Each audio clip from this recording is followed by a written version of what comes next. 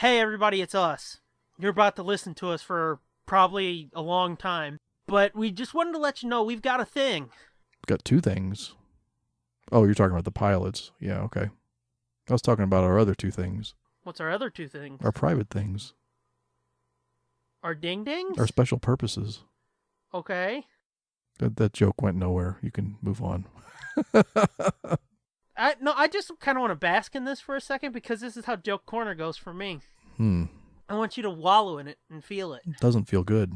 Yeah. This is how I feel every other week. Nice, isn't it? Not when it's me. Okay. We didn't say who we are, but fuck it. You're going to hear in a second. I'm the loud one and he's the other one. I guess. I don't know. Yeah, it doesn't matter.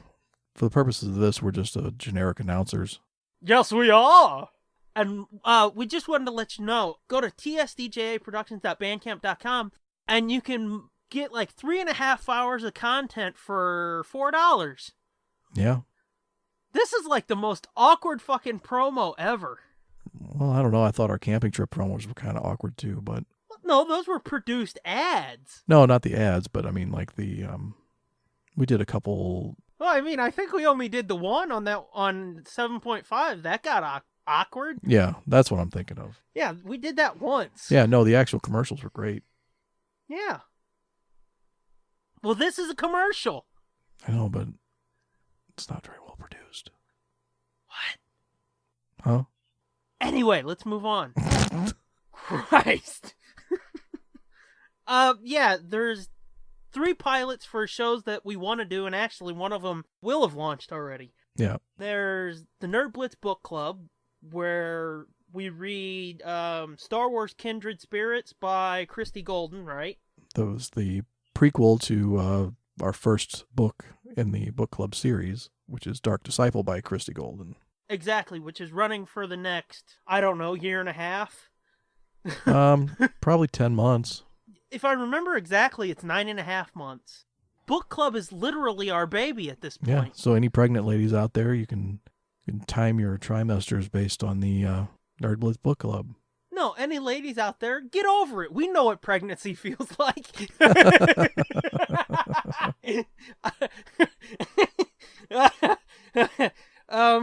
Well, cutting 20 hours of audio of us talking about a book feels like childbirth. Yeah, I know. It's about as painful. But you should go buy the pilots for sure, for real, because once it's all cut together, it's really good. The second pilot. That's the Nerd Blitz Comic-Con. Versations. Where we read Star Wars C-3PO, which is the comic that was supposed to come out a hell of a long time before it did come out. Yeah, it was supposed to be in the ramp up for episode 7, and then it didn't come out till like the ramp down after from the episode Blu-ray. 7. Yeah. Talk about afterbirth, jinkies. And then the third pilot is for the Nerd Blitz commentaries, where we watched and talked over the Star Wars holiday special from '78. Yep. And boy, oh boy. And it's just as awesome as it sounds. It's as awesome as you could imagine. So yeah, check those out. Again, it's tsdjproductions.bandcamp.com, and it's only $4 for 3.5 hours of content. Get that, check that out, and then sit tight, because here comes the show. Duh. Ay.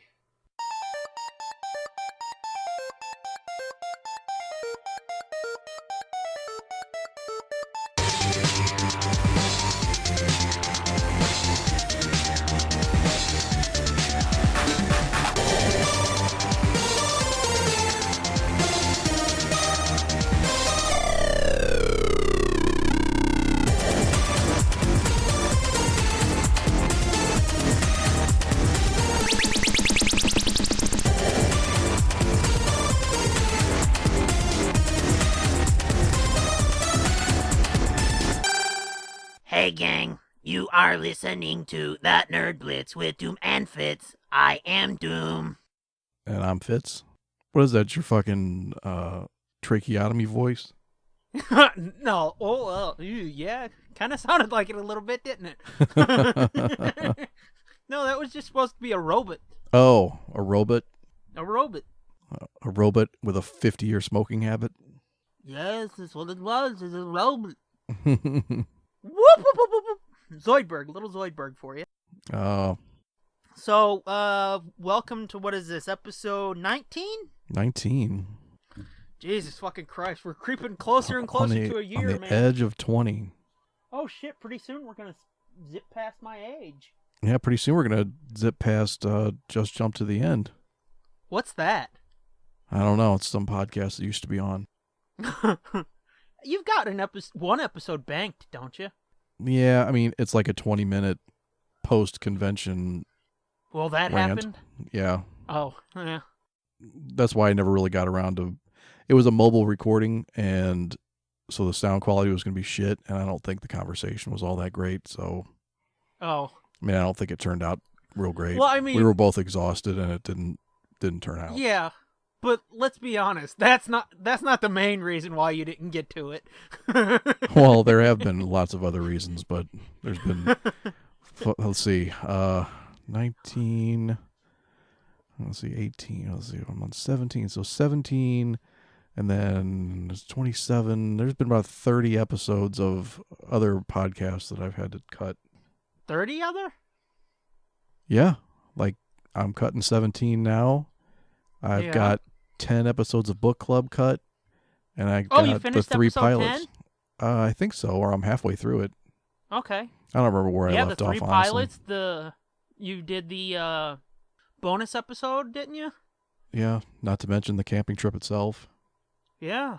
So yeah, my editing sock is worn through.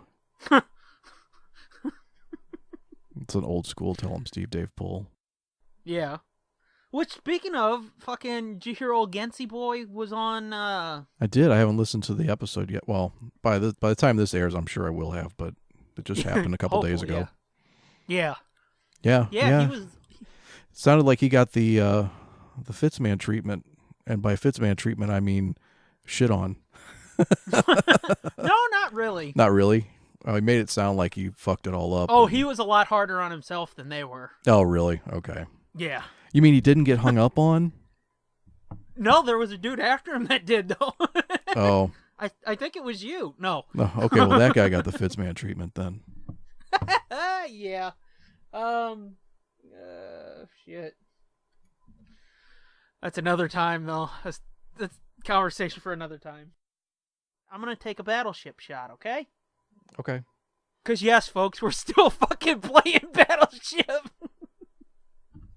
What is this, the 4th episode with it? Yeah. Okay. Let's go with J10. Miss. Fucking bitch. F4. F4. F4 is a miss. Okay. Ow, bitch. My peg stuck to my finger and won't go in. Oh, that sounds like a personal problem. Yeah, I know. But you all get to hear about it. Okay. Are you ready to get into our business? Doom's Joke Corner. Are you ready? Ready? I'm as ready as I'll ever be. Okay. Some drunk fuck gets up from the bar and heads to the bathroom. A few minutes later, there's a loud, blood-curdling scream that fills the bar and it goes quiet. A few minutes pass and everybody gets back into the groove of things, and again, there's a blood-curdling scream that reverberates through the bar. Everybody shuts up. The bartender throws his rag down and runs to the bathroom to investigate what the fuck's going on in there. He goes in there and he says, "What the hell is all the screaming about in here? You're scaring the shit out of my customers." The drunk's sitting there and he slurs and says, "Well, I was just sitting here on the toilet, and every time I try to flush, something comes up and squeezes the hell out of my balls." The bartender fucking puts his head in his hand and he goes, "You're a fucking idiot. You're sitting on the mop bucket." I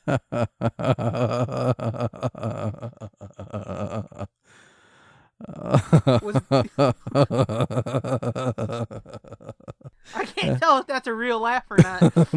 That's a real laugh. That's a good visual joke. I know. I'll film it and send it to you later. That's all right. That's okay. Oh boy. So yeah, that happened. I just found that literally before you said, "Okay, I'm ready." No, that's not bad. That was a pretty good one, actually. Oh shit, I had a joke on my phone I wanted to do. It was a joke from my childhood. It was lame, but I wanted to do that. Anyway. Well, next time. There's always next time, yes. Do you want to fucking do the Pimp Spot now? Sure. Okay, hit it.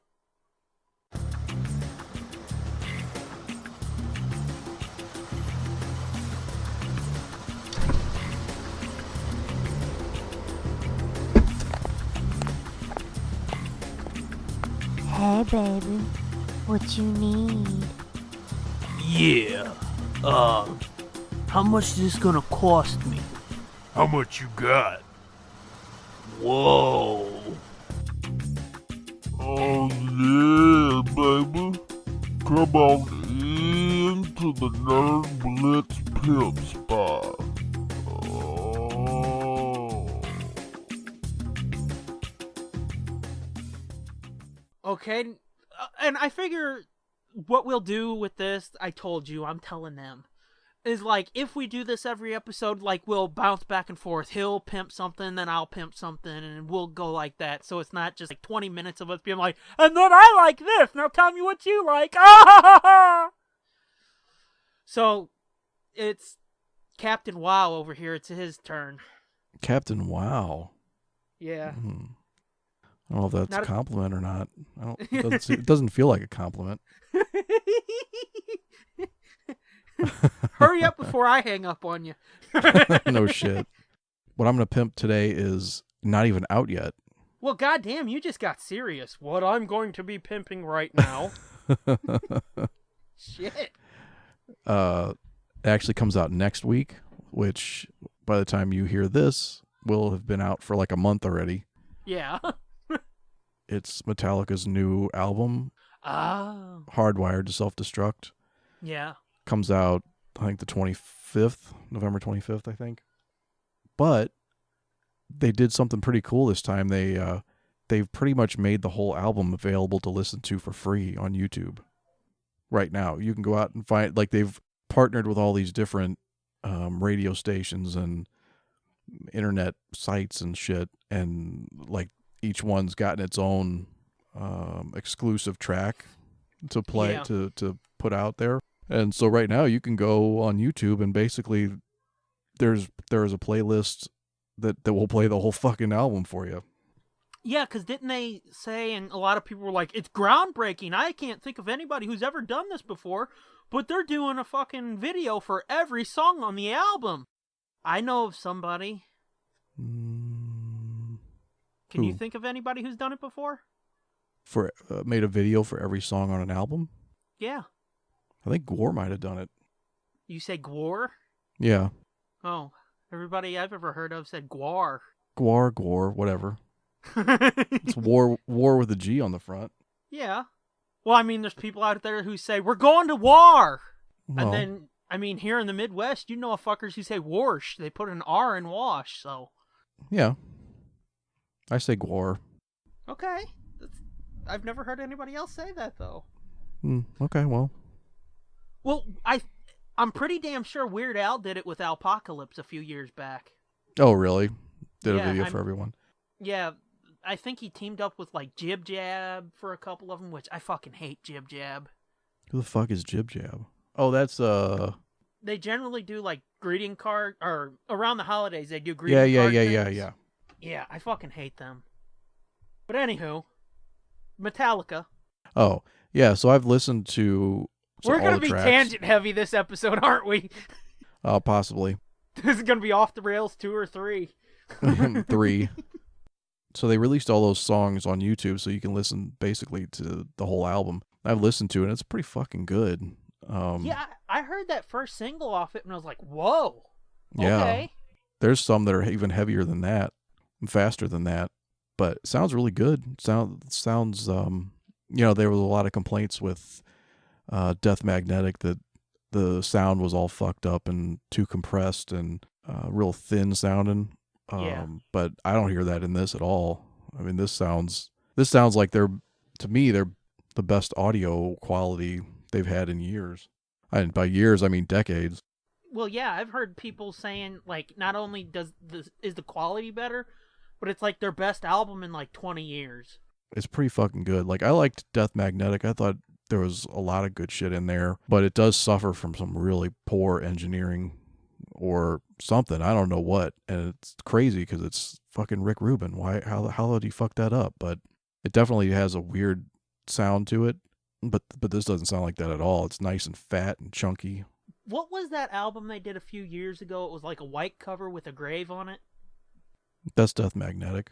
Was it? Okay, Yeah. What was that one song on there that they put out as a single that was pretty fucking everywhere? Because I know WWE used it for a while, and that's how I heard it. I was like, really? Damn, that's pretty good. You don't remember any of the words? Oh, no, not right now. How long ago was it? Well, let's see. I haven't been able to watch WWE in like 4 years, so coming up on 5 years, so. Oh, okay. So it was probably Death Magnetic. Yeah. And before that, Saint Anger. I mean, it was pretty bad. Yeah. It had a couple good songs on it, but then some of it is, again, the recording quality. That was the end for Bob Rock as a producer for them. And oh my God, the fucking engineering on that is fucking shit. I mean, their sound is just garbage on that one for the most part. Some of it sounds okay. For the most part, it's terrible. And like, that's when I think James was getting clean, and like the lyrics are just atrocious. Like, they're so bad. There's some of them that are so fucking bad. Sounds like shit I would have tried to write when I was 17. You know, it was really bad. That's a hell of a compliment. Yeah. But yeah, Hardwired to Self-Destruct sounds fucking amazing. There's still some issue with, I still can't get that into all of James's vocal flourishes that he uses now. Yeah. He's got a lot of, I don't even know how to describe it, but like singer's embellishments and stuff on, like draws things out. And is it almost Axl-ish? No, not really. Well, kind of, I guess. Or more like, that shit that the American Idol singers do, where they like draw out the last note or the last word that they're singing. Yeah. And they go all fucking wonky with it. Yes. He kind of does that sometimes. Actually, that type of shit is on my fuck this shit list. Is it really? Yep. So yeah, and that like can be a little singers too. Yeah. Some of it's sometimes when he does it, it's all right, but then sometimes it's like, dude, what the fuck, man? You don't need to do that there. Especially on their older shit. Yeah.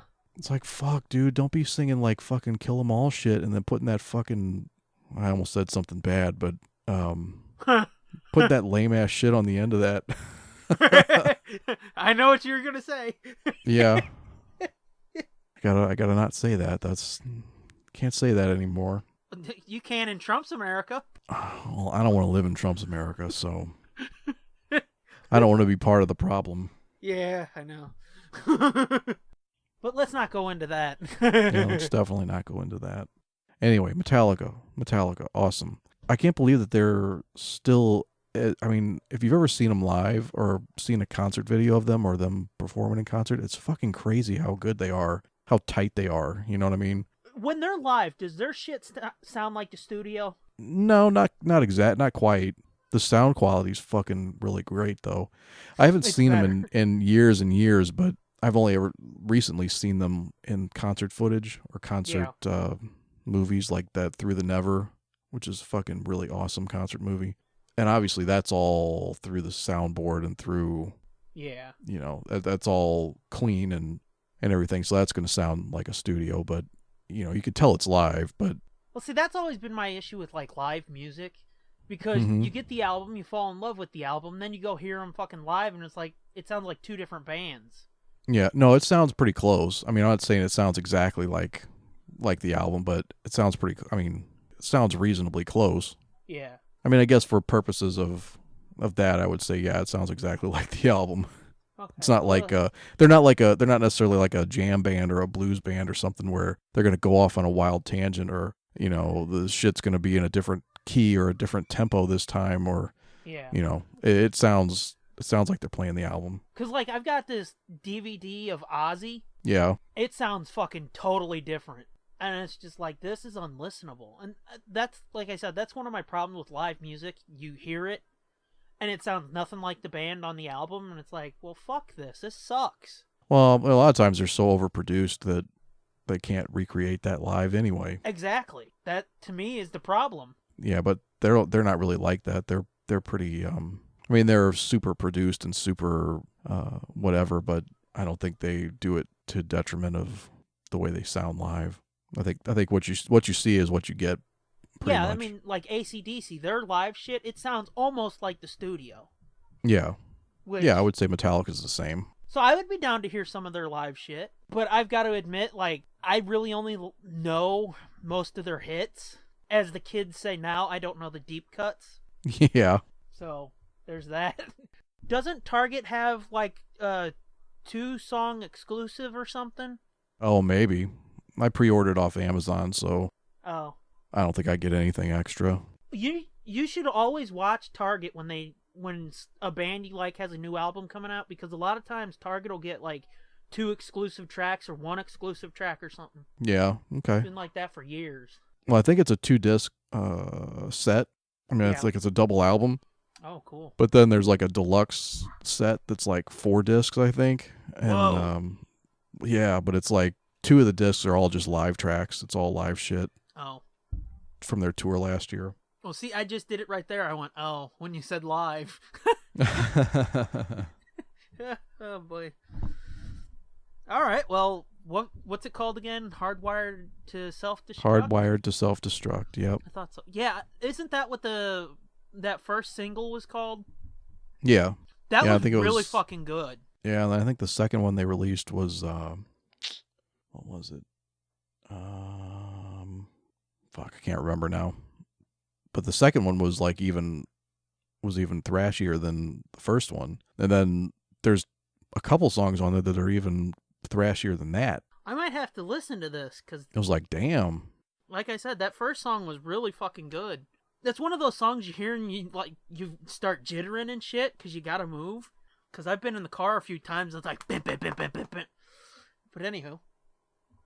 So yeah, that comes out when again? November 20-something or fuck? It'll have been out for a while. Yeah, I was just going to say, it came out like a month ago. It's available now. I'll just put it that way. Exactly.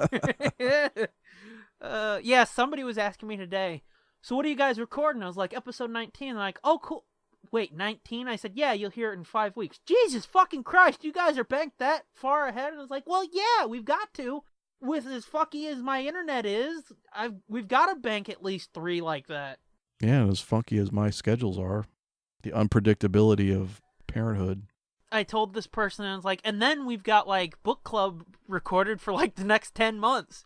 And they were like, Jesus fucking Christ! And I was like, yeah. Yeah. We've been busy, man. Yeah, we're trying to make sure, which actually I guess we should say at this point, hey, we're weekly content providers. Yeah, we should be. I mean, we are now for us in real time. Yeah, unless I end up getting a job soon, and then I won't be able to keep up with my editing duties. Well, I mean, then we can just unleash book clubs on them. We still don't have an intern. Yeah. Or a fan volunteering to cut our shit for us. What, have somebody else do a pass on it, and then you go through and do another pass? No, fuck that. Have somebody do the whole thing. Yeah, but I mean, quality control, bitch. Yeah, I know. I know. I might as well just do the whole thing myself. Well, I wasn't saying that. I get what you're saying, though. I would still want to go through and. Yeah. Well, I should say I have offered a few times to edit something, but whatever. Yeah, it's okay. Which made that video for 16.5 today. Yeah. It happens every couple of weeks. It's like, goddamn, I have a whole new respect for what you do. I cut out the trailer, the Doctor Strange trailer, and put in a camping trip trailer. Yeah. It took me 5 minutes just to do that because it felt like it was going to crash. Oh, really? Yeah, this is not responding. And it's like, you motherfucker. Yeah, that fucking Audacity does that shit all the time. I know, and it's such a pain in the dick. It really is. But shit, we've been going for almost 40 minutes. We haven't hit any of the planned topics yet. And one of them we've got to get to because from this point on, we're not going to be able to talk about that without sounding old-timey. Oh, yeah. So we need to at least get to that. So, Star Wars news, right? Yep. Star Wars heavy this time, bro. Yeah, no shit. Real quick. No, we'll go with C. No, fuck. Miss. Nope, I didn't say nothing yet. Okay. I said D, and then I said C, and I said no. Okay. J. Let's go back to J. I've got a feeling here. J3. Miss. Bitch. So yeah, we got a little bit of Rogue One speculation, maybe? Yeah, it was pretty cool. Yeah, but this is the last time we're going to talk about Rogue One until we see the movie because... Like I said, I think this episode will come out like right before or right around then. Okay. So, well, no, it might actually be after, wouldn't it? I don't know. This is going to come out right around Rogue One, and everybody will already know if this happened or not, so. But anywho. Oh, it's going to happen. Oh, you think it's going to be them? Yeah. Okay, well, tell them what for it is. For reasons that I will get into. Okay. Drop it on us. Well... what was it? An international TV spot? I think so. Was that what it was from? Yeah. So one of the Rogue One international TV spots, somebody freeze framed a particular shot in that trailer, and they speculate that these two X-wing pilots that you see standing there holding their helmets in their flight gear are Porkins and Biggs. Oh my god! Yeah, I almost shit. I was like, oh. Now, I will say that the guy that plays, or the actor that they're saying is Biggs in this picture. Yeah. He does not look right to me. He doesn't look Biggsy enough? Not really. I mean, he's got black hair and a black mustache, but I don't know. He doesn't look like Garrick Hagan at all. Yeah. To me, I mean, from what I saw, the picture was kind of blurry. So, I mean, it was like, I can sort of see it, but... Well, I mean, it's that mustache and that black hair like that that's... If they weren't going for that, then why did they do that? Yeah. You know what I mean? That guy, that actor, there's no fucking way he had that mustache before he got cast. I don't know, man. There's creepy fuckers out there that like them a good porn stash. Nah, I don't believe it. No way. But the real reason I think it's going to be is... If you look at that guy's helmet, that's fucking Biggs' helmet. Look at the way it's painted. Well, this again, it's like I haven't really paid that close attention to Biggs' helmet and shit. You know, it's painted with two big squares on each side, each hemisphere of the helmet in the front, and it's like a checkerboard. Yeah. Like a yellow and black checkerboard pattern. I feel you. That's Biggs' fucking helmet, dude. I mean, it would make sense. Because go ahead. Now, do I think they're gonna have big parts? No. Oh no, they'll probably just be big or background fuckers.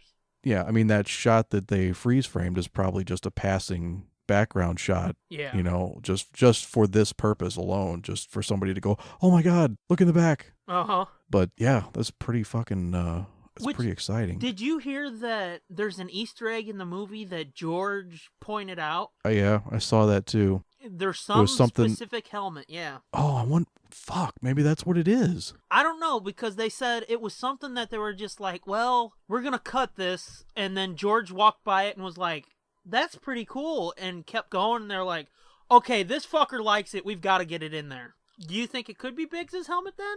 I mean, that just hit me just now. Like, you're right. They did say it was a specific helmet. Mm-hmm. So, and you just wet yourself over Biggs' helmet. Yeah, that's what I just made that connection, and I was like, oh shit, I bet you that's what it is. Yeah, I mean, it could be. It could be. But it sounded almost like it was going to be something more obscure than that, which to me that is pretty obscure. But I mean, that's pretty obscure. Yeah. Although Gareth Edwards said it was something that he himself probably wouldn't have picked to put in as an Easter egg. Yeah. So maybe it's not something as cool as that. Like, Yeah. I think they were surprised that he was so into that. Yeah, whatever it was. That particular helmet or prop or whatever. Yeah. I can't imagine what it could be. Yeah, I was trying to think about it, and it's like, okay, who had helmets? Because it's got to be something recognizable. Yeah. I mean, it could be, no, I was trying to think. Oh. I can't think of one, really. Yeah, I couldn't think of anything. I was, like, trying to think of prequel helmets, maybe. And I was like, no, I can't think of anything there, and then... But, I mean, would it be prequel helmets, or would it be an Episode 4 helmet? Well, I mean, it could be a little bit of both. You know, because, I don't know. I mean, I know, I'm not saying, like, George wasn't involved. He was definitely involved, but I would think it would be something, if it got George excited, it would have to be from 1, 2, 3, or 4, because he was a little bit more hands-off with 5 and 6, right? Yeah, kind of. Not so much with 6. He was pretty hands-on with 6. Was he? Yeah, Richard Marquand was the director, but, and he was the executive producer or whatever, but I think he had a huge hand in shaping it. And that was source. Yeah, that was like source of some real friction between the two. Yeah. Well, that's right, because didn't they filmed a lot of the Ewok shit out there in Redwoods? California, yeah. So it wouldn't be hard for him to get out there. So yeah. Yeah. That's well, true. I think he was really in it the whole time. Well, yeah, that's what I'm saying. A lot of the Ewok shit, it wouldn't be hard for him to be there for that, and if he was, involved with all of that, because that's a big fucking chunk of the movie. Why not just be there? Mm-hmm. So yeah. And was there anything about the dude that could possibly be Porkins that made you think it was exactly him? Because you got Biggs' helmet. What about Porkins? No. Just fat fucking a suit? Yeah, just a fat fuck in a suit. Which I always... Never trust a fat fuck in a suit. That boy is... What? What? Nothing. Yeah, just that he looks a lot more like Porkins than the other guy looks like Biggs to me. Yeah. I mean, the beard's different because OG Porkins, his beard was... How can I put this without sounding like an asshole? Thinner because his face was bigger? Which I always thought that was fucked up, and I know, I'm not the first person to make this observation, but the fat fuck's name is Porkins. How fucked up is that? Well, you don't think that was on purpose? I know it was on purpose. That's why I'm saying. Well, how fucked up is that? They couldn't call him fucking Commander Jim Bob? It's like, hey, Commander Fat Ass, I mean Porkins, whatever. That's fucked up. It is pretty fucked up. It's awesome, though. Is it, though? Porkins is awesome, yeah. So yeah, Porkins and Biggs are probably in Rogue One, which we're going to talk about it in the 0.5 episode for that, but my ding-ding is so excited. Yeah, it just makes me more excited for what other kinds of little hidden Easter eggs and stuff might be in there. Uh-huh. Or visual references, not even necessarily Easter eggs, but straight up shit from the other movies. Uh-huh. Like I said, we'll talk about it on the 0.5 for that, the drive to it, because we're both got a lot of shit we're excited about for that one. So, and I think I'm way less spoiled at this point than for Rogue One than I was for Episode 7. So yeah, well, I haven't been watching the TV spots. I've only watched the trailers, and I haven't been clicking links and shit that I see. So I just know the big shit that hit hard, Saw Gerrera, yeah, and shit like that. So. Which there is a lot of interesting shit about that, because the whole start of it's Jin's dad gets recruited to help design the fucking Death Star and shit. Right. So to me that's wait, this is gonna cross over with Attack of the Clone. Well, no, I don't think it is, because I think what's gonna happen is, well, I mean, let's see, I wonder how old she's supposed to be in that movie. I would say she's a lot older than fucking Rey was. I would say she's probably close to 30. Yeah, so let's see. You got to remember, there's only 24 years between Episode 2 and Episode 4. Right. So if she's say 27, the timeline sort of fits. Yeah.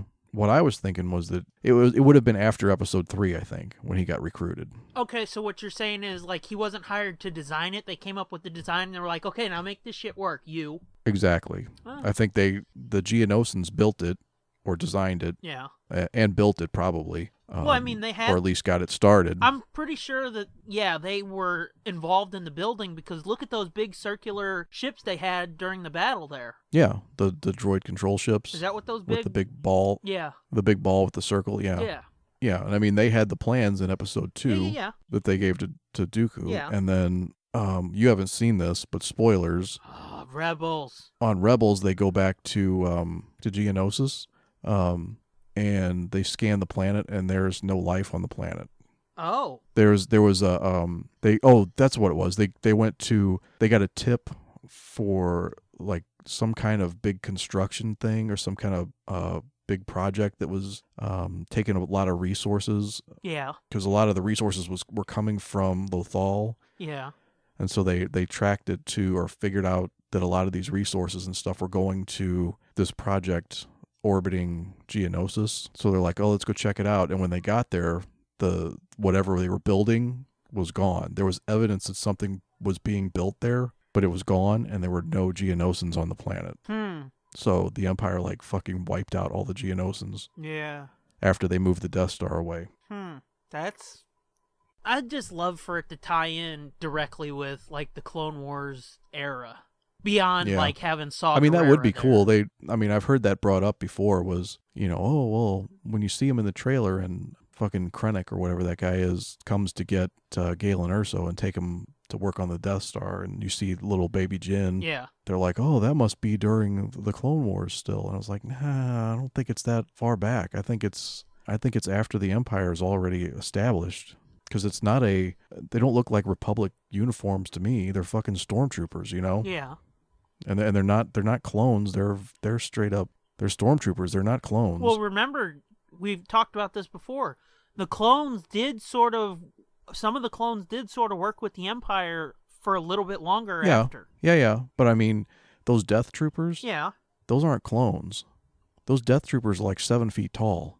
Yeah. So I mean, they're not Clone Wars clones, and that's who he has with him is those black Death Troopers. True.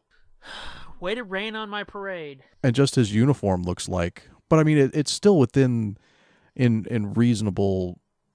It's probably right at the end of episode 3 when this happens. Yeah, but I like the idea of it happening not too long after, just after episode 2. Yeah. Well, I mean, fuck, I don't know. Like I said, if nothing else, the timeline does fit it. Yeah, they could make it. Yeah, it could fit for sure. But, I just, to me, I don't think that's what they're going to go with.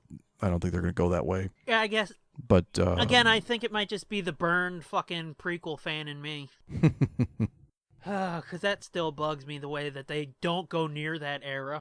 Which, let me just say this real quick. To the people who said to me, well, fuck you.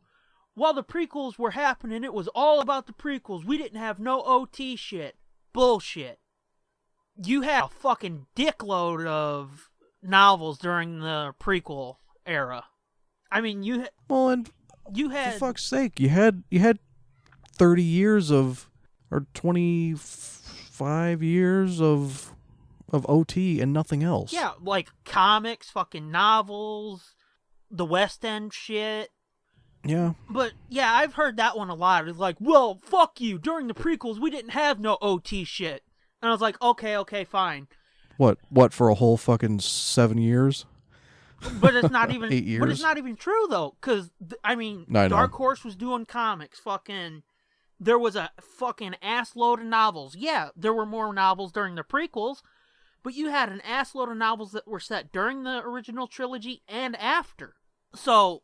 And guess what? None of that shit even counts anymore. I know. So what are you bitching about? Who, me or them? No, them. Anybody. All that stuff. Anything that was written then doesn't count. True, but, I mean, the point they're trying to make to me is it's time to let the original trilogy have the spotlight again. And it's like they make the comparison that when the prequels were coming out...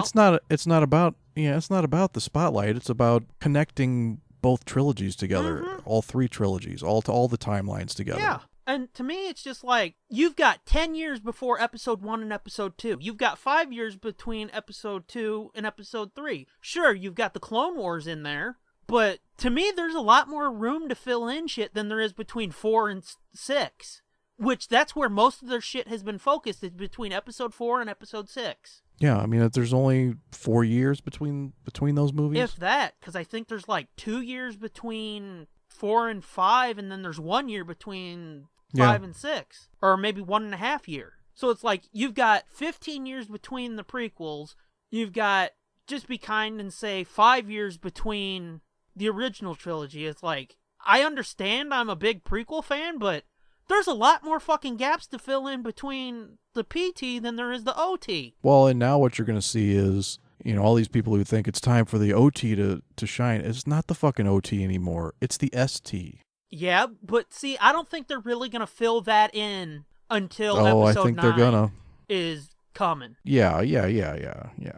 Because they don't want to spoil anything, obviously. Sure, yeah, but what I mean is, what you're going to start to see is certain things getting filled in between the OT and the sequel trilogy, the new trilogy. So it's not going to be all OT. What you're going to see going forward is a lot of the new shit. Yeah. It's going to be a lot of post-Jedi shit. And I mean, there already has been. But yeah. And I mean, we can talk about the Maul comic a little bit. That's set before episode 1, and it's like, that's fucking awesome to me, because you've got millennia before episode 1 that there ain't shit there anymore. I mean, they're still doing the Old Republic game, but from what I understand, that's Legends. They're just keeping it going because people really hardcore love that and support it. Which, again, that's another thing that really bugged me about them wiping the slate on the old novels. All that shit leading up to episode 1 doesn't affect anything else. It doesn't impact what came after episode 6. So, just to give the galaxy some depth, why not fucking include some of that shit, Mm-hmm. But now it's just like, you've got millennia before episode 1. They've got nothing there, and they really don't seem that interested in filling it out. And to me, it's like, I want to see what set up all of this shit, And then you've got the 10-year gap between 1 and 2, the 5-year gap between 2 and 3, and then the 20-year gap between 3 and 4. All that shit is far more interesting to me than the 4 years that's the original trilogy. Yeah. There's always tomorrow. Yeah. This stuff's not going anywhere, True, but... like, you might be going somewhere, but Star Wars isn't going anywhere. Yeah, I know, but it's like, come on, fucking... They'll get to it. Give me what I want, bitches, because I had it, and you took it away. Yeah, because they're going to give it to you again. Yeah, I guess. And then guess what? Half of these novels and shit that they're like, oh, this is all canon now. Guess what? In 10 years, they're going to say, that's not canon. I don't think they'll do it with the novels. I'm pretty sure they'll do it with the comics, but I think the novels will stick. Yeah, probably some of them, but since a lot of them are, directly tied into the movies, like this Catalyst novel that's coming out for Rogue One, that'll be canon because that's tied directly into... Well, I think the novels will be canon too, because they're not doing how they used to do the novels. There's not a novel every month. It's every couple months you get a novel. Yeah, and it's all under the umbrella of the story group, right? Yeah. It's not like they're just hiring an author and saying, here, go write a Star Wars book. That's something a lot of people don't realize about the EU. They kept that shit in line, even though everybody's like, well, George didn't consider it canon, so fuck you. They were pretty strict about that and making sure it all fit together. Yeah. And people don't seem to realize that. It wasn't just like, well, I've got an idea for a Star Wars thing, let's see if they'll let me do it. No. That they kept in line just almost as rigidly as they're trying to keep all this new shit in line, too. Mm-hmm. So...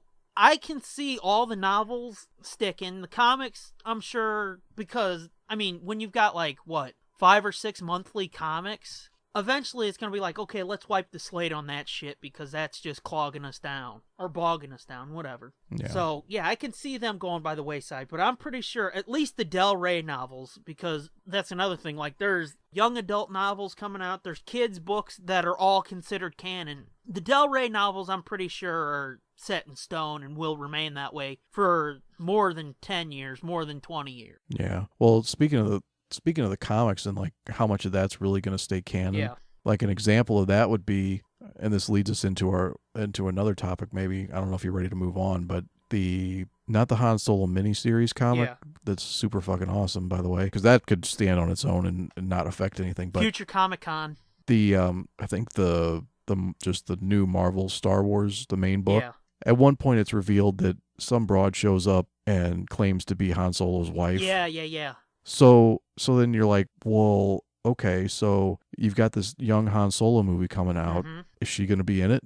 If she's canon, are you going to see her in there? I'm fairly somehow? certain she's going to be in it. Yeah, because I don't know. I mean, I don't know the whole story of her. All I know, all I read was the part where she shows up, and then it's like a big cliffhanger, like, oh, he's got a wife. Yeah, and the internet went ape shit. From what I heard about that, what it is like... It was like a sham marriage or like a... It was sort of like a Vegas wedding, from what I heard.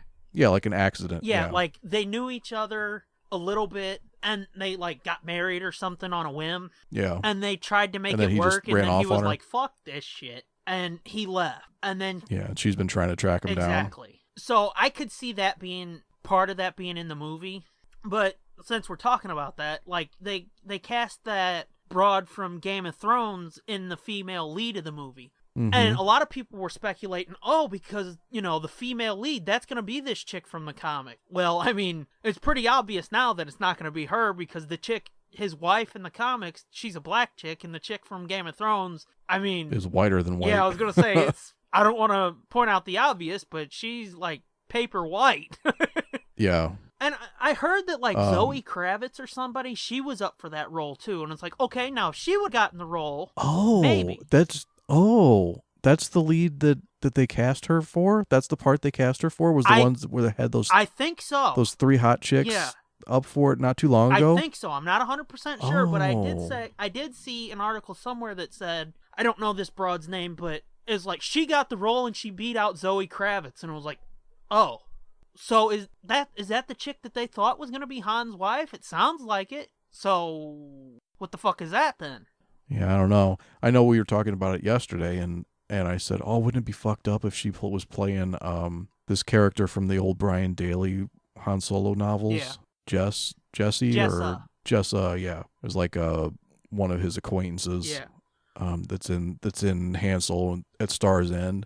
Wouldn't that be fucked up if she was in the movie and they made that character canon? Which it's fucked up. Like, Han has more chicks in the EU than Indiana Jones did. Like, I mean, Han Solo crushes pussy like Harrison Ford crushes pussy. Apparently.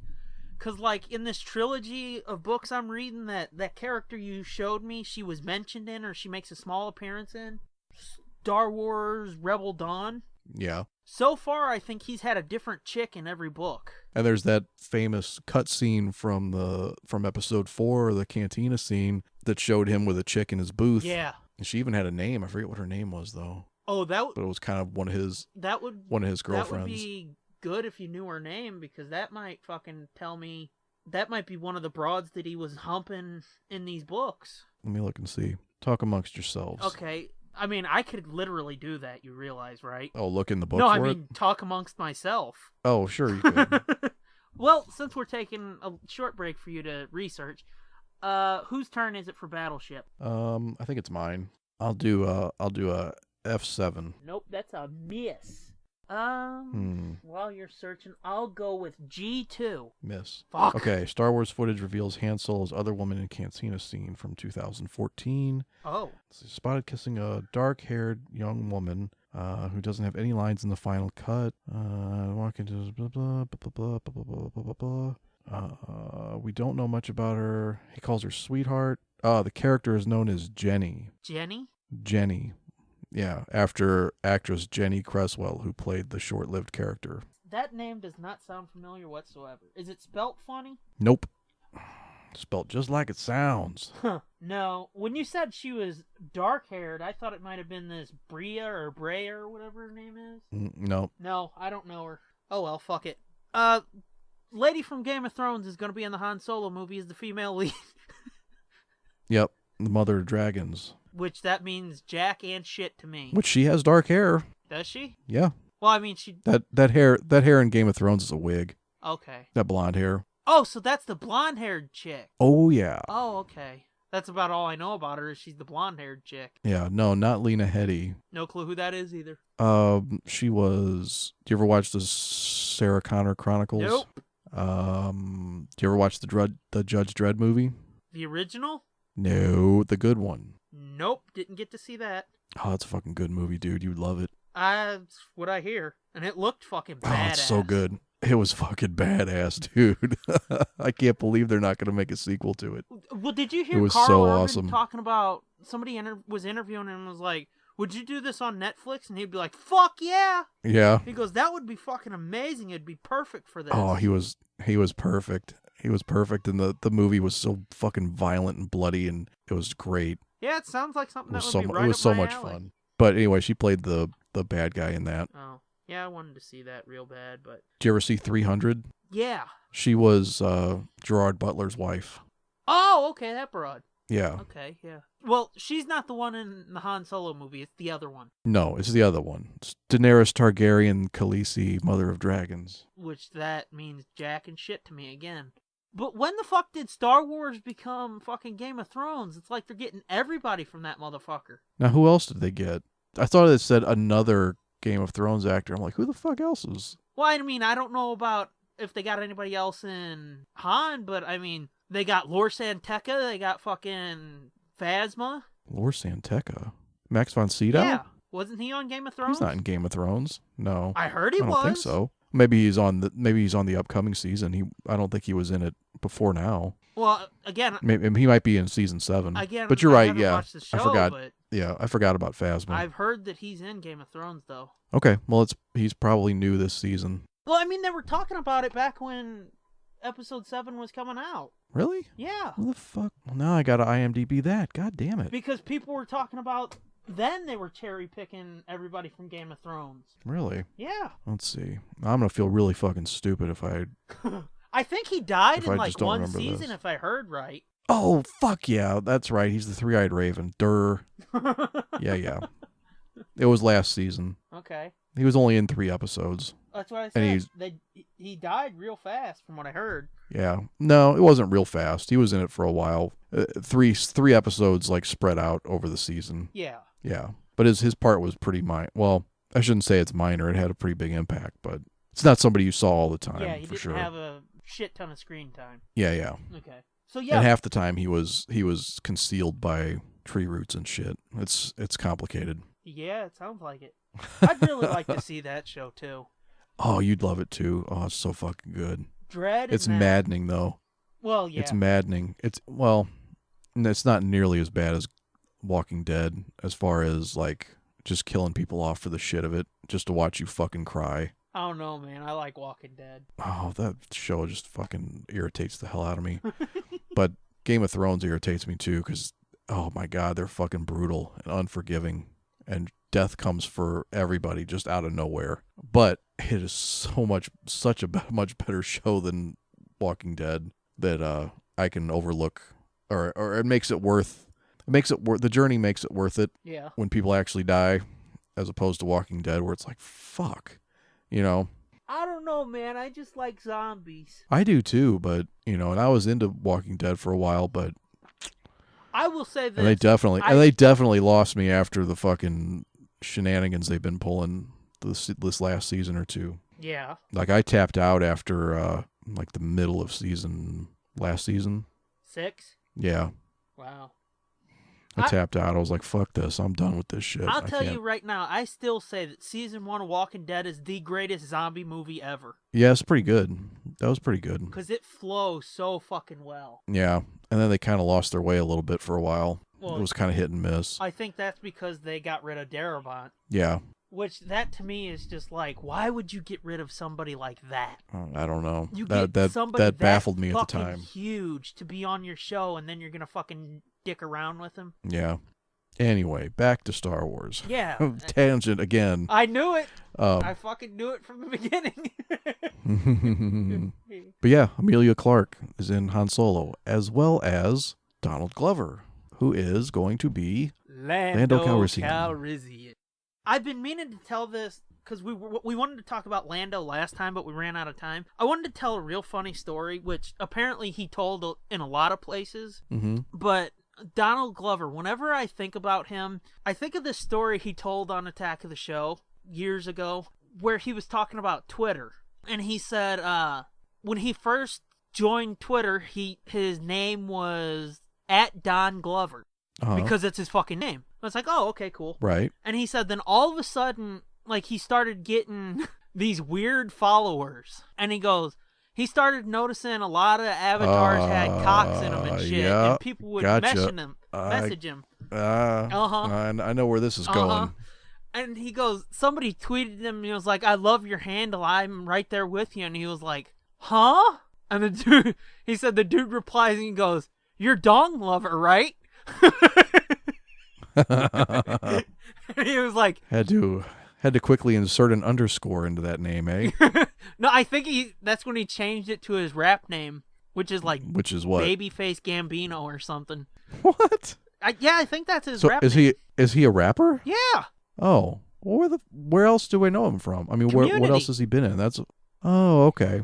Yeah, but I think rap is how he got his start or something. Oh, really? Yeah. I didn't know that. And then, like, it was taken off, but he got the job on Community or something like that, and that really took off, which kind of helped the rap game take off even more. Yeah.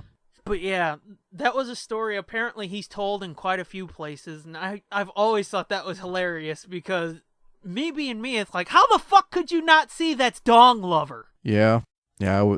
Yeah. So yeah, Donglover's gonna be in Star Wars. Sweet. How do you feel about that? I think it's fine. I mean, obviously I don't know his acting work, since I just asked you, like, what's he been in? Yeah.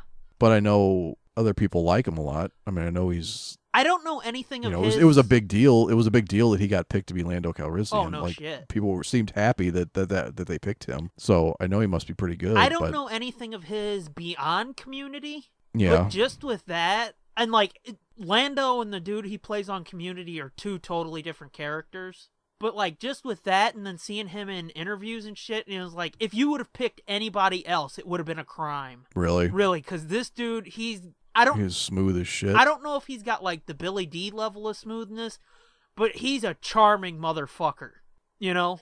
So it's like, I could totally see him. And like, they were first talking about it, and there were some people who were like, well, Donglover, what about him? And I saw reactions at first were like, but that's wait, that could be good. Mm-hmm.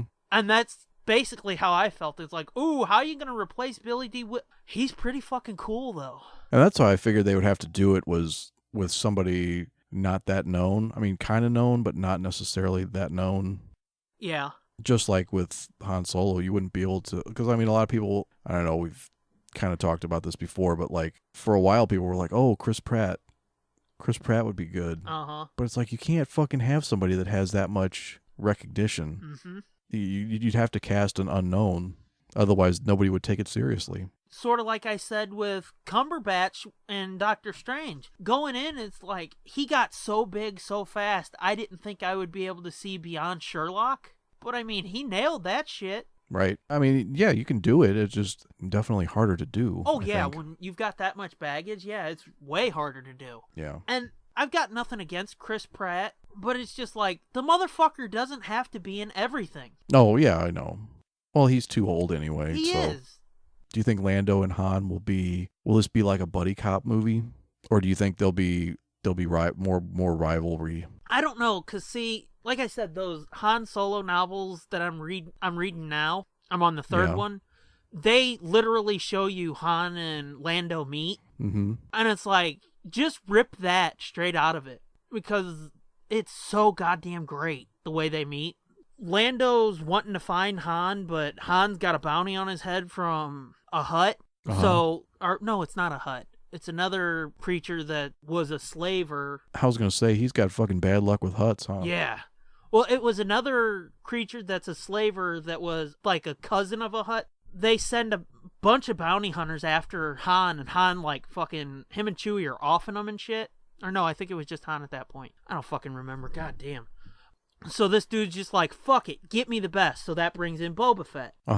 Boba fucking pops Han with this, and it's a real, like, hokey sci-fi type of thing, but he pops Han with this thing that basically makes Han his puppet. Han can't talk unless the dude tells him to talk, unless Boba tells him to talk. He can't move unless Boba tells him to move. Well, as he's getting ready to take Han back to, I think it's Yelsa is the planet, Lando pops out and saves Han's ass. Because I think that's the first time they ever met? Yeah, I think Lando was looking for Han. A mechanic sent him to look for Han for some kind of help, either fixing the Falcon or training him how to fly the Falcon, I think it was. And yeah, Lando saves his ass, and they send Boba, they inject Boba with this thing, with this serum that, makes him a puppet, slap him on Slave 1 and send him out into the universe, tell him, set in coordinates and get as far away from here as you can. So that's how they meet, and they become fast friends because, Lando just saved his ass. Mm-hmm. That, to me, again, even with the, hokey sci-fi serum of you inject somebody and they can only do what you say, or they have to follow any order given to them by anybody, even with that, it's a really fucking cool introduction. So it's just do that. Yeah. Show us how they meet. Show us how they fucking get together and become these friends. Or just rip out the part of that where Lando loses the Falcon to him, because that happens in Rebel Dawn. Talking about that just made me realize the timeline on, Lando's ownership of the Falcon. Yeah.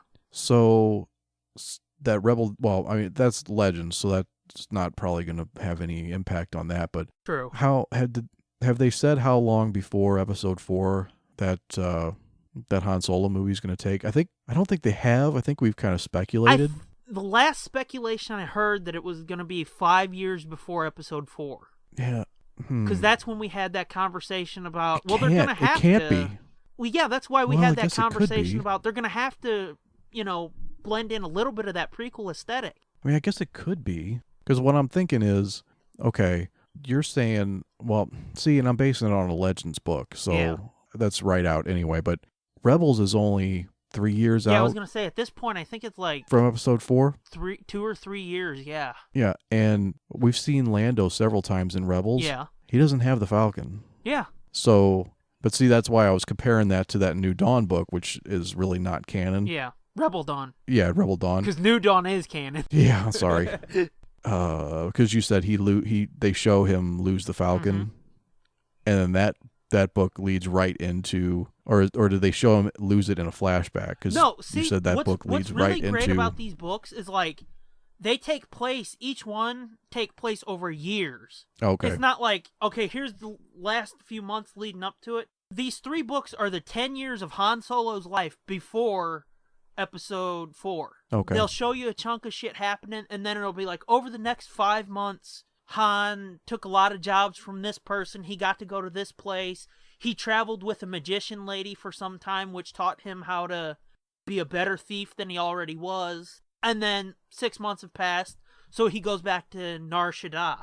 And that's where he fucking met Lando, I think was right after him and Chewie got back to Nar Shaddaa and Nal Hutta after traveling with this magician lady for 6 months or whatever, because Boba Fett was looking for him. So no, I guess he met him before. Either way, yeah.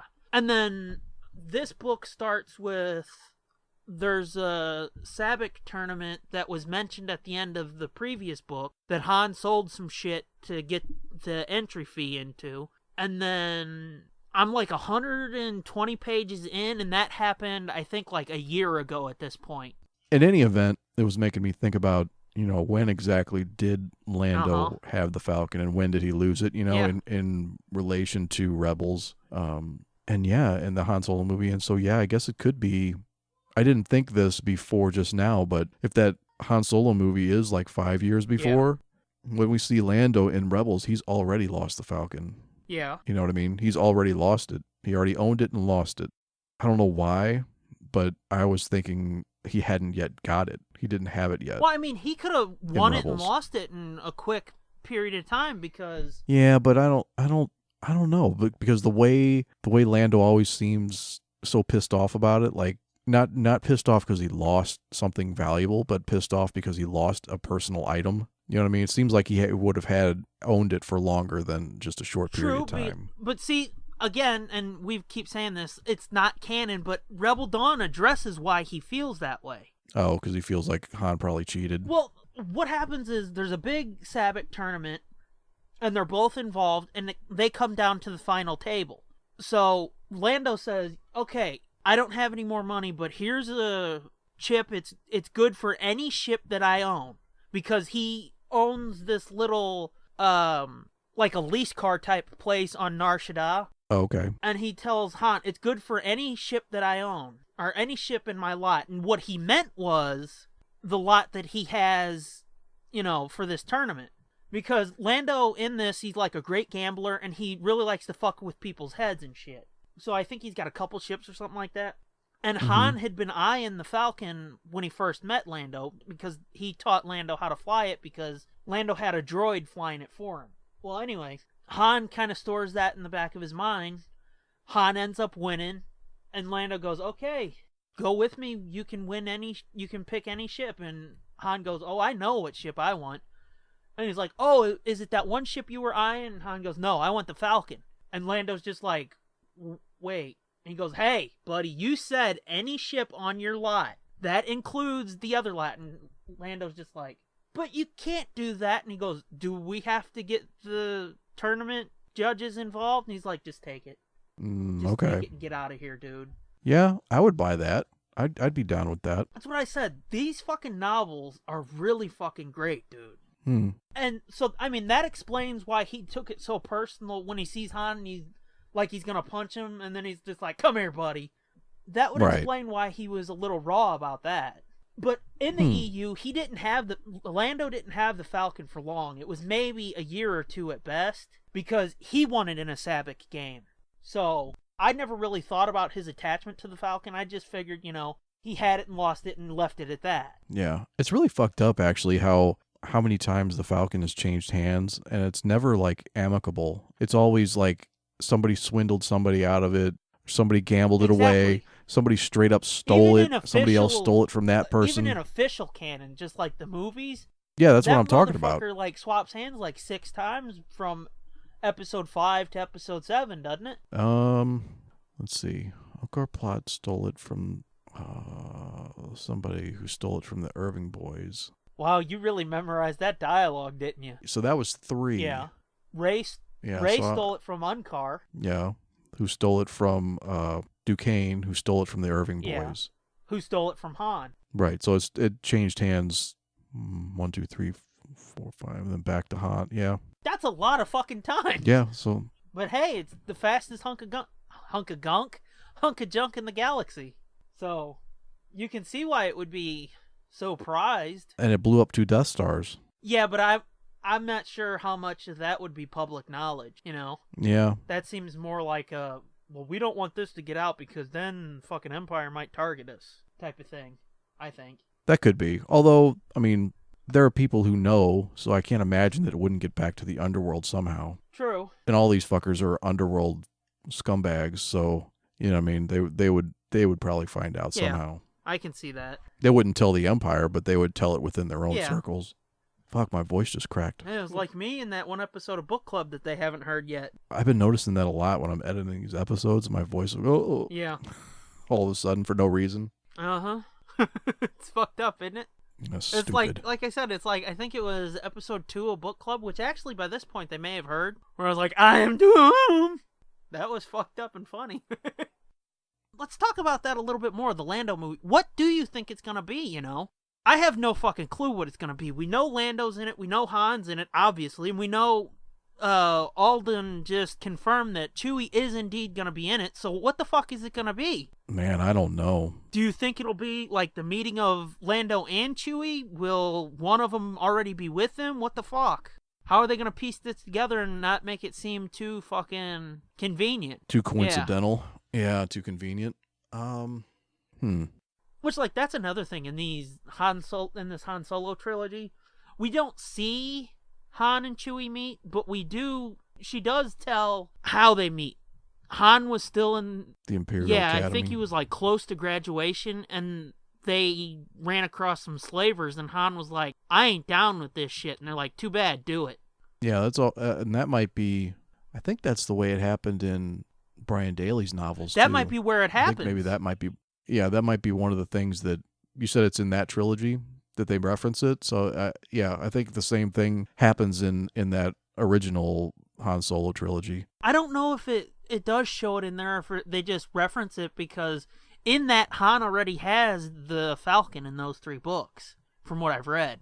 Yeah. So it would have to be a flashback, because as I just said earlier, Yeah, he was in the academy. Well, yeah, but I mean, they made sure that the EU was cohesive. So it would be weird for him to, him to have the Falcon and then to jump around like that. That would be strange. Yeah, so I don't know. I always felt that he and Chewie were together for a long time. Yeah. Like not 5 years before episode 4. So I don't want it to be like, here's Han Solo finding Chewbacca 4 or 5 years before the first Star Wars movie. So just have it start off with them already. Yeah, they're already. Then they meet Lando. Yeah. Yeah, I'd be fine with that. Honestly, I really don't give a fuck how they do it. Just do it good. Yeah, I just want them to do it good. Because, I mean, you can go back and listen to how we talked about it before. I was a little bit more apprehensive, but again, reading this trilogy by A.C. Crispin, which actually she died a couple years ago, so R.I.P. to her, because these books are fucking great. Wow. But reading these books, it's just like, if they can do it on this level, fuck it. Do whatever the fuck you want. I don't care. Yeah. Because they're that damn good, man. Yeah, change my mind. Uh-huh. That's my personal feeling, is that they should have been together for a lot longer than 5 years, but, make it good and change my mind. I don't care. Dance for me, monkey. Entertain me. Based on the EU, I would say they were together like 6 or 7 years. Which, I mean, that's not much more, but it is a little bit more time to feel each other out. Huh. Yeah, I was thinking, I guess so. I mean, I was thinking more like 10 or more years. Well, then, I mean, it would be like Han knew him when he was little, wouldn't it? Well, no, because Han was in his 30s. No, Han Solo's like 35 years old. Yeah. He's like 33, 35, something like that in A New Hope. So these 3 books I'm reading, they take place way before. It's not just the last 10 years, because Han's like 19 at one point. So it's like the 15 years leading up to 4. Mm-hmm. Which, we've talked about personal canon before. These are definitely in mine. So it's up to the Han Solo movie to fucking change this. Oh, really? I think they're that good. But as it is now, this is what happened leading up to episode 4. Do you think that chick that he was married to is going to be in the movie at all, or what? I don't know. Like I said, I don't have enough information about her character to know whether I would even want that or to be excited about it. I mean, I'm kind of excited that they could have like a tie-in or a crossover or something to bring a comic character into the film. That would be kind of cool. I like those kind of connections, but I do too. Personally, I don't necessarily care. To me, it would be cooler to see somebody from a cartoon, like Saw Gerrera in Rogue One. That, to me, is cooler than a comic character. Because in a cartoon, you, like, see them living and breathing and shit in a form, and it'd be like, damn, it'd be cool if we could see them on the big screen. And then they fucking do it. Now, if we were to say, like my other theory was like, oh, wouldn't it be fucked up if she was that character from the Brian Daley book? Yeah. That would be cooler to me. Oh, yeah. Or even cooler would be, it's that chick from the Cantina. Yeah. Like a deep cut connection. Yeah. Have it still connected somehow to an existing character that's been out there for a long time, especially one that's been out there for 40 years. With no fucking development? With no explanation or development, or not even in the final cut of the film. I mean, that would be fucking fucked up and ballsy to be like, hey, check it out. Yeah, it would. Let me ask you this, since we're kind of dancing around it in a way. How do you feel about adaptation? This isn't Star Wars, but how do you feel about, like, adaptations? Like, when they adapt something from, say, a comic versus how they adapt something from a book? Because I realized, because this is something I think about quite often, I realized recently that I was a bit hypocritical based on how I've always felt about this in regard to Killing Joke. Because for me, I've always said that if you adapt a comic, I don't feel you have to do it straight, panel by panel, word for word, sort of like Walking Dead hasn't. Yeah. Because, I mean, comics are a visual medium, But I feel when you adapt a book, you should be more faithful, because that's all in your head. You have no visual reference for that, so you would like to see it translated, one for one, just to have somewhat of a similar experience, Yeah. So how do you feel about that? Is that too big of a conversation to have with no prep? Oh, yeah. I mean, I don't know. I don't know that I've ever really thought about it that much, but I would say, like, yeah, I would think it would be the other way. Like, I would almost feel like the comics should be adapted more faithfully, just because there's no room for interpretation, really. You know what I mean? The visuals have already been established for what things look like and how things happen. Yeah. But in a book, you're never going to adapt it the way everybody sees it. Yeah. But I mean more story-wise than like the look. Or what people think is important in the book, because you can't get an entire book into a movie. Yeah. So a lot of stuff that people really love about a book is not going to make it in. Well, no matter what you do. Have you seen that meme where it's of a Harry Potter book where they like cut a disc through the 5th book and then set the disc to the side, the disc shape, and like, this is what you get when you adapt a book. Oh, yeah. I've never seen that, but yeah, that's about the truth. And to me, it's like when you adapt a comic and you just do a one for one translation, it's weird because it's like you know the story completely. Every inside and out of it, this story, so it's just like, why is it interesting? That's true. Like the case of Harry Potter 7, those movies, I mean, they'd fucked them up well before they got to the 7th one. But if, like, from the 4th one on, they'd split them into 2 parts, they could have been faithful to the story. Like I said, the look of it, I get that. Like, you're never gonna be able to get a look right that everybody will like. Yeah, I mean, I think in either case, you shouldn't really be altering the story. Yeah. Omitting things is okay, because obviously you can't fit it. Like I said, you can't fit it all into one movie. Well, that's when you split it into 2 parts, like I said. For example, one of my bigger pet peeve of these things happening would be Lord of the Rings. What the fuck was Liv Tyler doing in there? With Lord of the Rings? Yeah. She's not in the book. That character is created completely so that Aragorn can have a love interest. Yeah. Oh, I didn't know that. Yeah. She's not in the book. Oh, you didn't know she wasn't in the books? No. None of that exists in the book. That was completely made up. Well, I take that back. I think maybe her name is mentioned in the book, but I don't think she appears in the book at all. Yeah, I didn't know that. And there certainly wasn't any kind of romance between the two of them. And the whole, she stayed here, she didn't go. She gave up her immortality.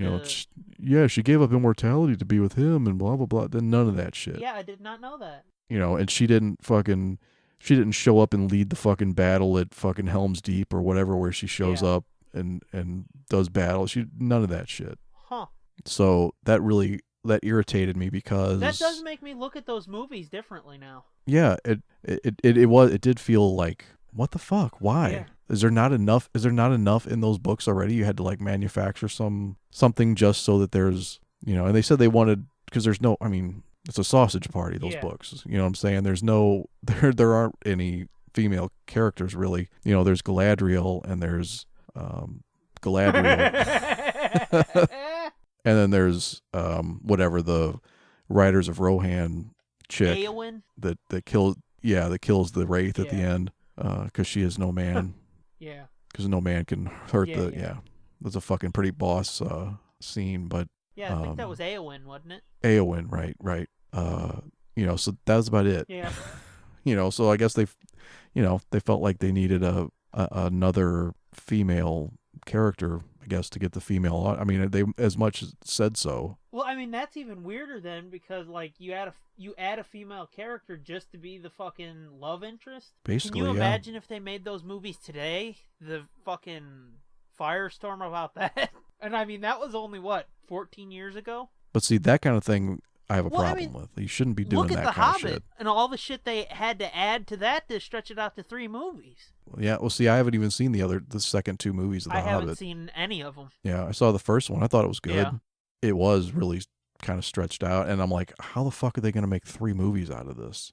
And like you said, apparently they added a whole bunch of shit. From what I heard, they like dove deep into the appendices and shit, and were like, let's fucking do this world justice. And what was really fucked up is like, I've only ever seen like the extended cut of Fellowship of the Ring, and I prefer to watch the extended cuts of all 3 of the Lord of the Rings movies.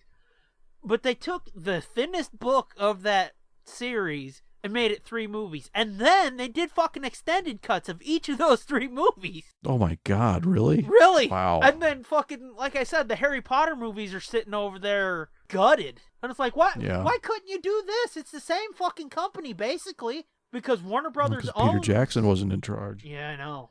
But it's like, fucking Warner Brothers owns New Line. Peter Jackson and his fucking Tolkien OCD. Man, no shit. Wasn't in charge of... That would have been great. In The Hobbit, too, there's that fucking giant hulking orc. Yeah. That's chasing him the whole time. Yeah. I don't think that's in The Hobbit either. I don't think that's in the book. Say that again. In The Hobbit, yeah, the movie. Oh, okay. That's where you lost me, because again, I haven't seen it. There's a subplot of this giant like albino orc that's after them the whole time. Yeah, I guess I don't remember that from the book. He's got like a big. I want to say he's fought one of the dwarves before. Yeah. And they show that in a flashback. And I could see that maybe that got pulled from an appendices or some other Tolkien writing. Yeah. But I do not recall in The Hobbit there being this subplot of this orc chasing them, trying to kill them the whole time. Yeah, no, that doesn't sound familiar to me at all. No. And that was something too. I was like, where did this come from?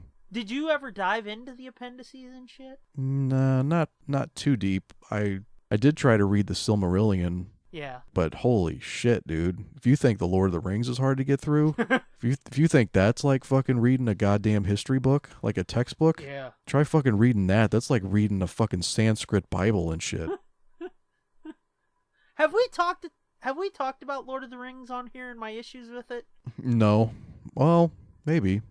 You mean the movies or the books? The book. I don't think we've talked about your issues with them. Yeah. Because, I mean, it's not like that it was a textbook. It's just it was so fucking... Like, I remember, I think it was... They went into Tom Bombadil's joint, which, holy fuck, that dude's fucking strange. Oh, yeah, that was a weird side branch to the story. Yeah, but... Yeah, and that was one of the things when the movies came out, people were like, what happened to Tom Bombadil? I'm like... You don't want that. That was fucking stupid. That was stupid. That had nothing to do with the overall story.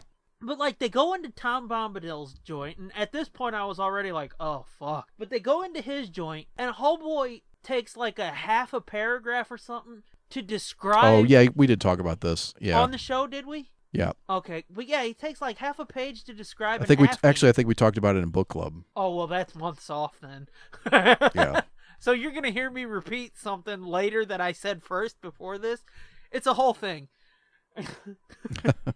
But yeah, it's like the dude takes half a paragraph to describe an Afghan laying over a rocking chair, and it's like, what the fuck does that have to do with the story? Yeah, Tolkien's kind of wordy. It's just like, fuck this. I don't want to read this. But they're so good though. I've sort of recently started building up my strength again to try and dive back in. Yeah, they're really good. I mean, they are wordy but damn, they're really good. Well, I mean, The Hobbit, I read that and I was like, is this what Lord of the Rings is? Because I am fucking there, because The Hobbit was amazing. Yeah, it is. It's just The Hobbit is entry level. Yeah. Tolkien. Story-wise, the Lord of the Rings is just as amazing. It's just more difficult to read.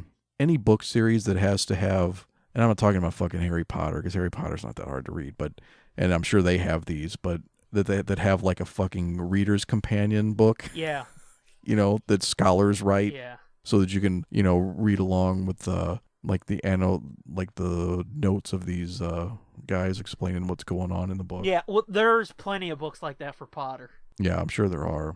But I mean, any book where you actually need one to like follow what's happening and all of the metaphors and the symbolism and what Tolkien's really trying to say here, and how it's all a parallel to World War II England, and yeah, I totally feel you. Any book series that needs its own book series to explain it is going to be hard to read. Yeah, but they're so good. But yeah, people have done that with Potter to, like, explain some of the symbolism she uses, or if you're a fan of Boondock Saints, some of the symbology. I've got quite a few of those type of books, and, like, there's people who wrote essays about it and all that shit. It's the same type of shit like they do with the Sherlock Holmes stories. Oh, they do. Yeah, I mean, they do it with everything. They do it with Star Wars. They do it with Buffy. They do it with, yeah, they'll do it with anything. I just meant with Tolkien, it's like, you need a smart person to fucking sit you down with a laser pointer. Yeah, kind of. Kind of. You can read like 3 or 4 paragraphs of Tolkien and then somebody can explain it to you and you're like, oh, really? All that happened in there? Exactly. I thought he was talking about a blanket. Oh, God. I like I said, I'm starting to build my strength up to get back into it, but I am sort of dreading it. Because I read, like, the first book of Fellowship.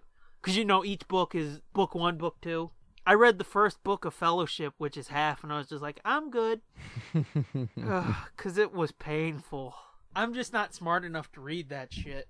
Yeah, I'm not really either, but I make myself do it sometimes. Speaking of which, have you ever read Beowulf? No. Try reading that sometime. No. You'll be begging for Lord of the Rings. No, I'm good. Thanks. It's good too, but it's isn't that some of that like Shakespeare-y type shit? No, it's even worse than that. It's fuck me. It's literally in like a foreign language, and you have, I mean, anything you get is like an English translation of a Celtic or whatever the original language was in. So, you know, I have a copy that has, you know, one half of the page is the text, you know, the translated text, and then or is it the translated text? I think the one I have might have the original text and then the translated text, and then there's like fucking author's notes too, or like experts notes or whatever, explaining like what this shit is that he's talking about. Yeah. Because it's another thing where he like uses words that don't exist anymore, or ways of describing things that you wouldn't think mean what they mean. Yeah. Because it's just so fucking old-timey. Yeah. Yeah. Oh, that's crazy. Something else I wanted to ask you about. Again, it's another completely different tangent. Fantastic Beasts and Where to Find Them just opened, right? Right. Which, for everybody listening, a month ago it opened. Yeah, it's already out of the theaters by now. Yeah. Did you ever read the book that's sort of loosely based on? I mean, it's not really based on it, but it has the same title. No. J.K. Rowling put out 2 books for charity, sort of like Beetle the Bard. Right. And they're textbooks from Hogwarts. Quidditch Through the Ages and Fantastic Beasts, Where to Find Them. And Where to Find Them. Okay, I do remember that. Yeah. Do you have those? Have you flipped through them or anything? No, I don't have them. I haven't flipped through them or anything. Well, I mean, they used to be like fucking hard to find, but now they're readily available. Because I've seen them at Target. And if like you're really into deepening that world and shit, I would suggest picking them up. But it's straight up a textbook about the Fantastic Beasts of the Harry Potter universe. Yeah. And the movie is basically like you see him do the research that led to him writing the book. Oh, okay, I see. So, yeah, I just wanted to know if like you'd ever read that. No, I haven't. Something I always wish she would fucking do. Again, there's precedent for it because she did Fantastic Beasts, she did Quidditch Through the Ages, and she's done Beetle the Bard. Put out fucking Hogwarts of History. Wouldn't that be pimp? Yeah. That's like a no-brainer, like a big fat coffee table book. Yeah. And just like write the fucking history of Hogwarts. Write the history of Gryffindor and Slytherin and Hufflepuff and Ravenclaw.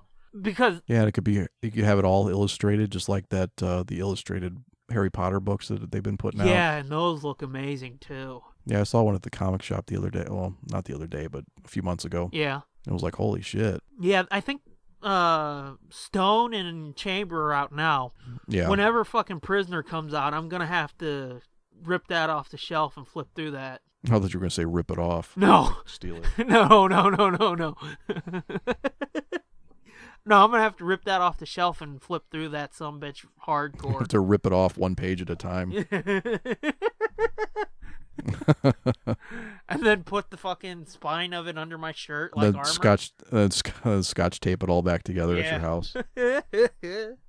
Which, think about that. How the fuck are they going to do Order of the Phoenix like that? Because those books are huge anyway. Oh, good point.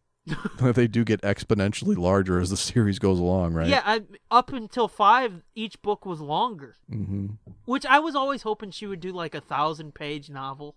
Because that would have been... Is Deathly Hallows not fucking close to 1,000 pages? No, Deathly Hallows is less than 5. No shit. Well, not 500 pages, but less than Order of the Phoenix. Book 5. Oh, okay. Yeah. Because I think Order of the Phoenix, she said that was... She should have done more editing on that one, but I think that one was like 800 pages or near 800 pages. And she was like, she should have reined herself in a little bit on that one, but she didn't. And I was like, bullshit, go further, man. That's the only time that I've really been like, do more. Come on, do more. And what the fuck is up with her? Lately, all she's doing is putting out script books. Because the Cursed Child, that's a script book. And then I just saw in the Target ad, there's a script of Fantastic Beasts that's out. And it's like, fucking... That's because, I don't know if you noticed, but that's a movie now. I know, but it's like, fucking put some prose into that bastard and put it out that way as a novel. Nah. I would much rather read it as a novel than a script. Nah, she's not interested. I know she's not, but it's like, come on, print money, lady. Give it to your charity. She's already got enough. She's got plenty of charity work she could give it to. Dude, she prints money just sitting still. True. She doesn't actually have to do anything. I know, but to print more money. Give me what I want. Axio dollar bills and shit. No shit. Accio millions. Printicus moneus. Oh shit, we're over 2 hours.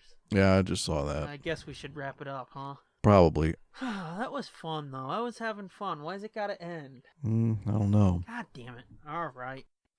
Fuck this shit.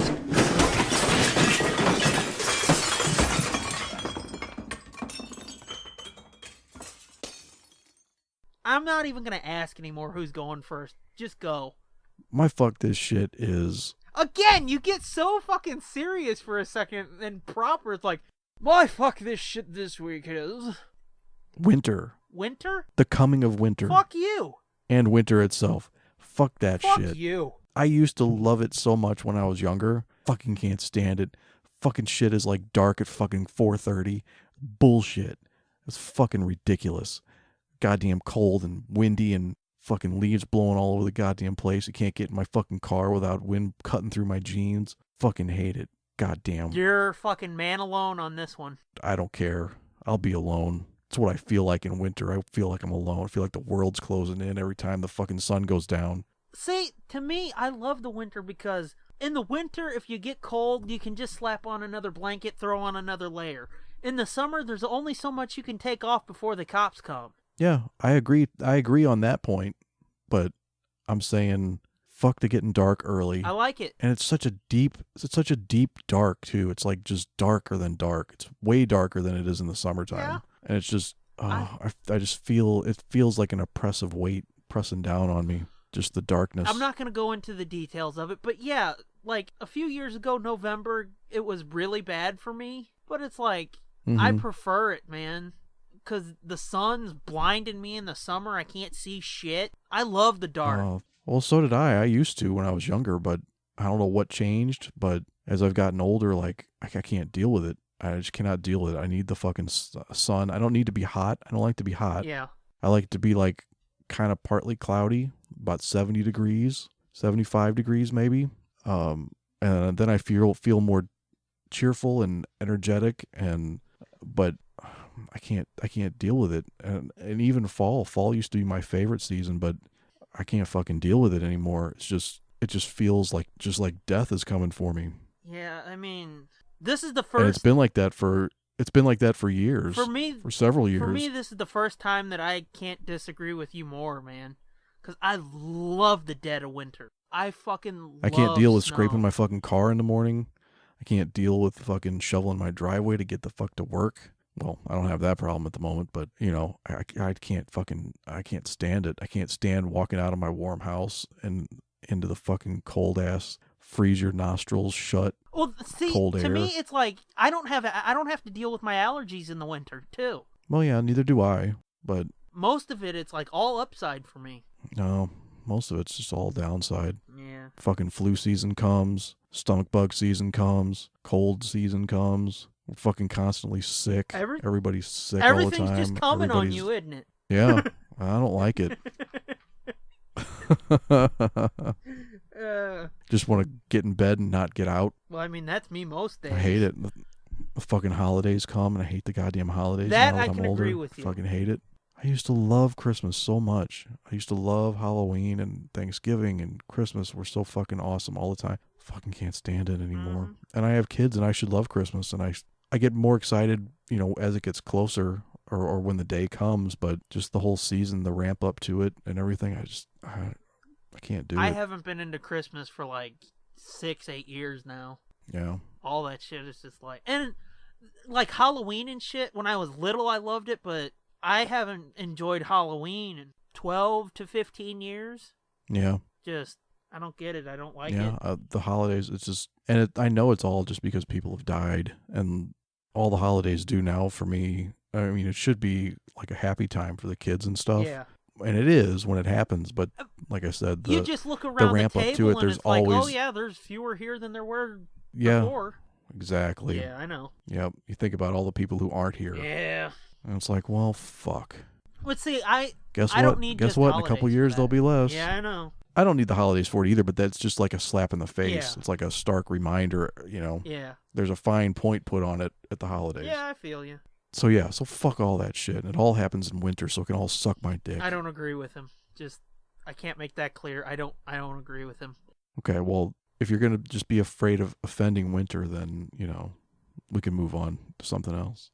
Offending winter? That's what it sounded like. I can't make it clear enough that I don't feel the same way.